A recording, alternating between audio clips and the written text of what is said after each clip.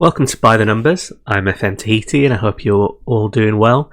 In this episode, we're going to be taking on our rivals Donegal Celtic, or supposed rivals. It's set up quite nicely. We're 6th and they're 5th. Only a point between us, so either the gap gets bigger or we leapfrog them. So it'd be an interesting match, probably just this one in this episode.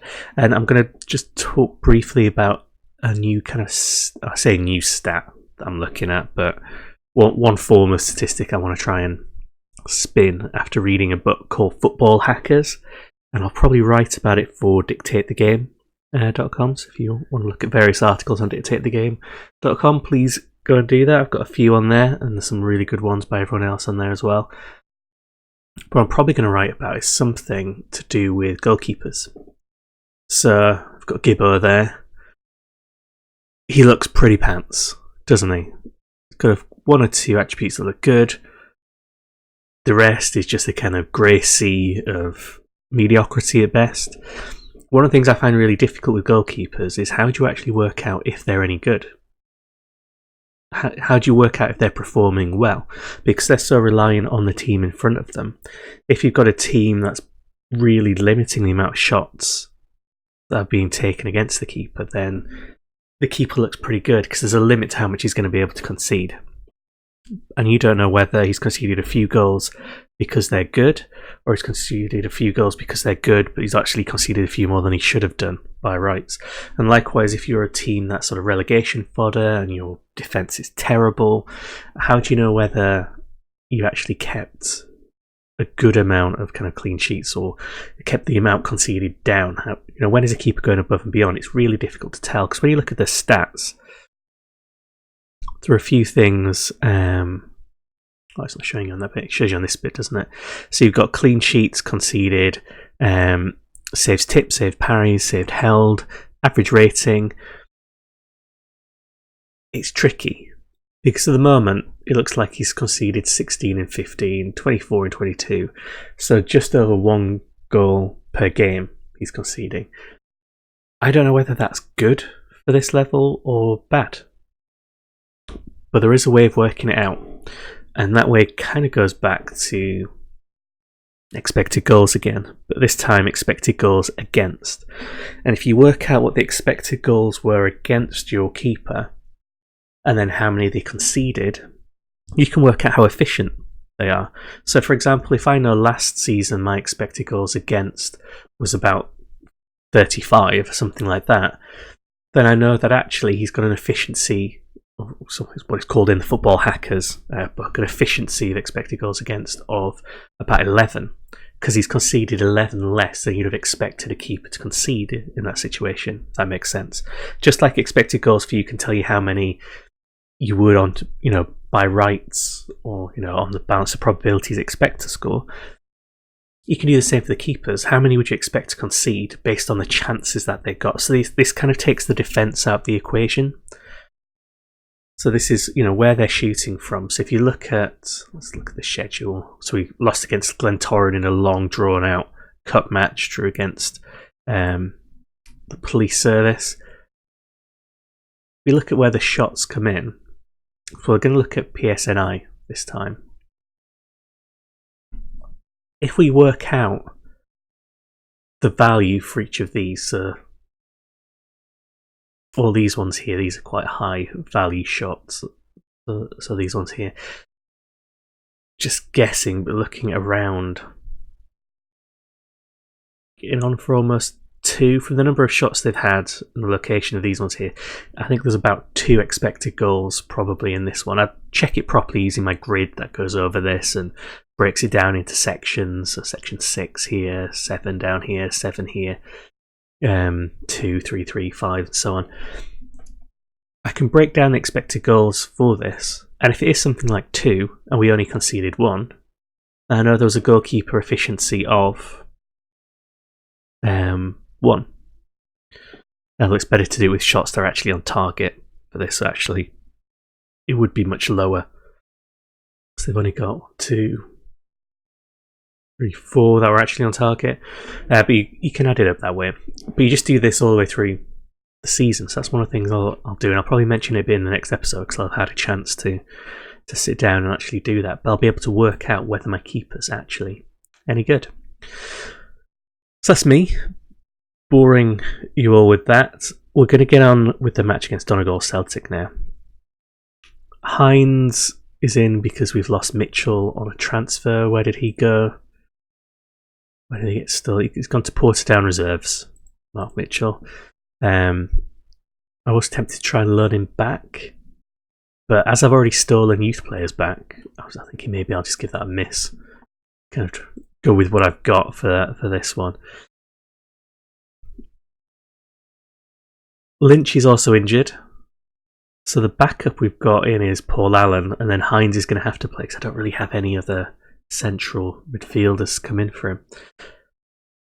Everything else is pretty much fine. We're going to go with this. Niall Gordon's a bit tired because he's played for the youth team as well. But I'm hopeful. We actually played really well against Glentoran in the Cup. We went all the way to penalties, and it was kind of drawn out penalties because it looked like they were going to win. Then we pulled it back with a save. Then they went ahead, and it was a nightmare in the end because oh no, I clicked the wrong thing there, didn't I? Good chance. Looking forward to it. There we go. Let's rescue that. See, it was a long drawn out cup match, so we played 90 minutes plus the extra time plus the penalty, so the team is tied. That's why Hines is still tied. What was that?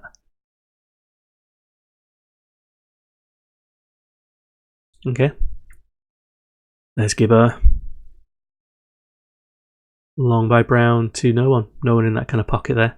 Try again, Brown. There we go. And Dempster's through. And he skews it wide. There we go. A little bit Route 1-ish. Happy with that. In other news... Oh, go on, Hughes. Almost. Yeah, in other news, I've got a webcam. I've now got a camera to record myself with. The reason why I've not done it for this bit is just because I want to practice with it a little bit, get the lighting right. I'm pretty sure I won't be able to get the lighting right because this is a horrible dark room, and although I got the camera on the Cyber Monday deals or whatever it was, I forgot about getting any kind of lighting for it. I might not need that much lighting. The sun might reflect off my pale milk bottle skin. That might be enough. I might not use the cam in all kind of episodes, but it's there. But I just want to practice a bit, and before I can practice, I need to sort out this database for Tahiti because it's driving me mad. Go on, get it back in, Robinson. Not Hines. Donnelly perched back for the long ball.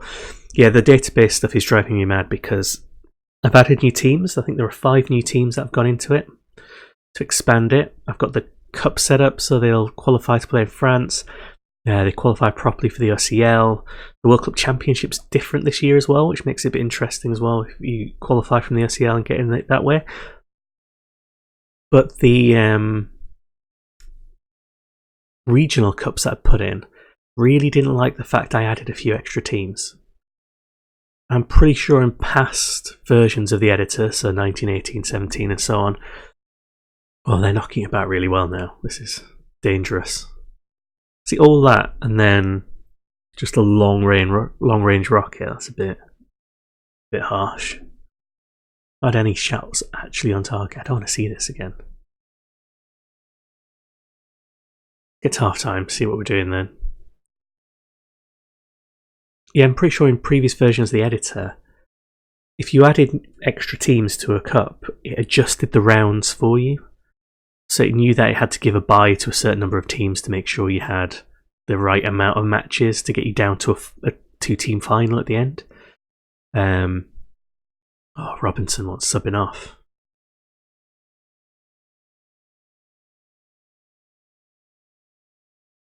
Come on. Just before half time? Nah. Oh, they might do that.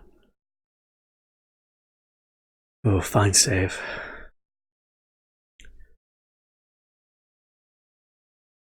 See, I'm pretty sure the older editor sorted all that out for you, whereas I added new teams and suddenly I got all these different error messages.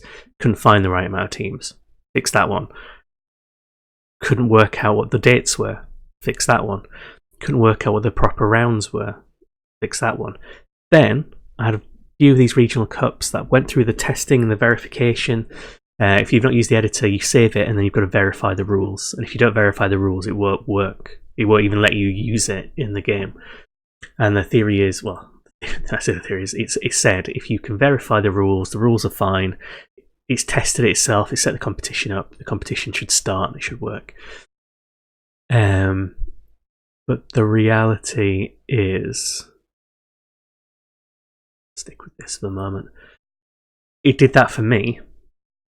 And on one attempt, when I tried to then load a new game using this editor file, it just crashed Football Manager. It did it over and over again. So it wasn't a one-time thing, it just wouldn't load it, even though it said it was fine.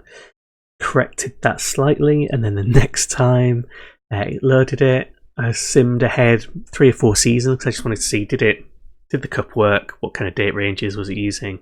Was it working consistently? Because sometimes it might work one season and not the next. Oh, Dempster, Hughes. They're being very wasteful. They've not had many chances, but they've been decent ones. And I mean, that was a good delivery. It's offside though. Can I shout at them? Why won't it let me shout?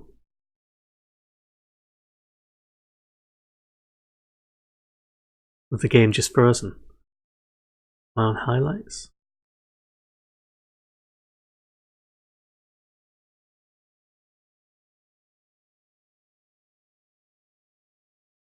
We go live. Apparently nothing is happening. I'm encouraging you to get on with the game.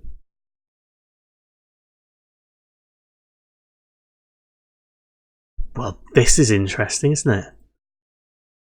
Might as well try and make some subs, see if this does something. Probably something I've done, isn't it? Let's bring on Mullerhand. Let's bring on McGuckin. Tommy Ray.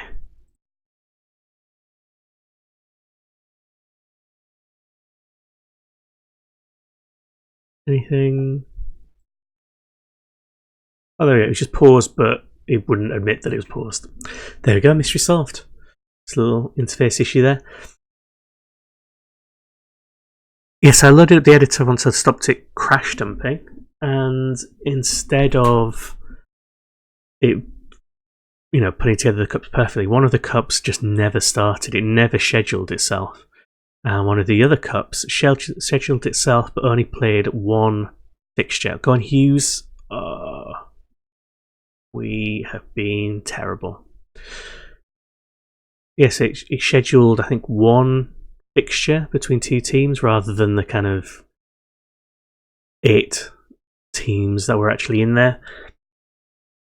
And then because that was the only fixture that happened, the next rounds couldn't happen, and that's just how it stayed for years. So I had to go backwards and forwards, testing, retesting. I finally got the cups working. The only problem I've now got with them is they're all done by about January, including like the big FA Cup, the Inter-Island Cup that's in it. So I need to go back and see if I can try to stretch the dates out properly so all the cups don't just happen in the first half of the season. I'm getting this. I'm spending my time on that rather than making myself look pretty for the camera. Ooh, held. Come on, we deserve a goal. There we go. Darryl Evans. In fact, I believe we deserve 2 goals. Me saying that once when we scored, I want to say again, we deserve 2. Go again. Bit irritated, well, not irritated, it came from a set piece. I love a good set piece goal, I'm not going to lie. But we have had a lot of very good central chances, like one-on-ones or through in these kind of 6-yard areas. Go on, McGuckin.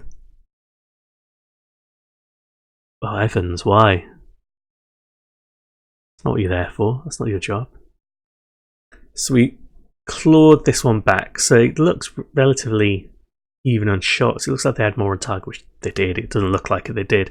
But I think our keeper played out of his skin. I imagine because of the shots on target they had, they probably had a higher XG than 1.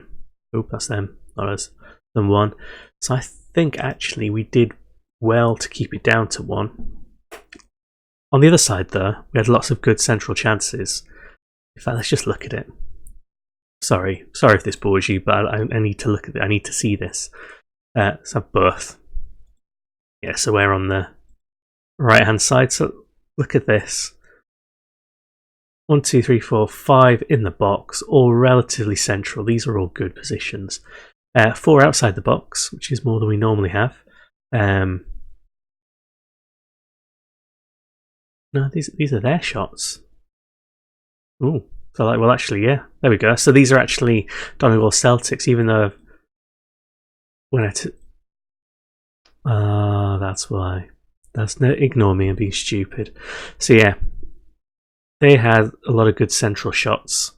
A couple outside the area, but quite central, these 3 here, and they did skew them a bit.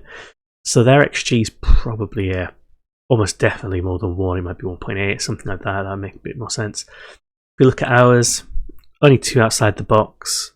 A cluster kind of here in the centre, a few slightly wider ones. A good cluster. So I think, yeah, again, our XG was higher than our actual goals, and so was theirs. But I think the story for us, let's see, these ones are all, if you look at the ones that are saved, some good goalkeeping saving these. If you go across to ours, look at saved. Why is this one blue? Is that the goal? That's not the goal. What does blue mean? Oh, woodwork. Don't know why that was still selected. So yeah, if you look at the ones, there's less saving going on and more us just skewing it madly off target. So we were wasteful. They were less wasteful and our keeper was better. So what we can do is we can quantify that with that goalkeeping statistic I mentioned. So hopefully we can see whether we need to replace Gibbo or not. So we can look at what we had last season. So I have a feeling he's adding value to the team. If we've only conceded, 24 and 22 league games last season, if we've only conceded, what's he on now? 17 and 16 league games. He's doing alright. He's not got a huge amount in the way of clean sheets. He's only getting 1 clean sheet every 4 games, but he is also keeping the goals down. I think that's a reasonable return. So we'll end here and I'll come back probably for the NR match. Get into February for that one and see how we get on. Thanks very much for watching.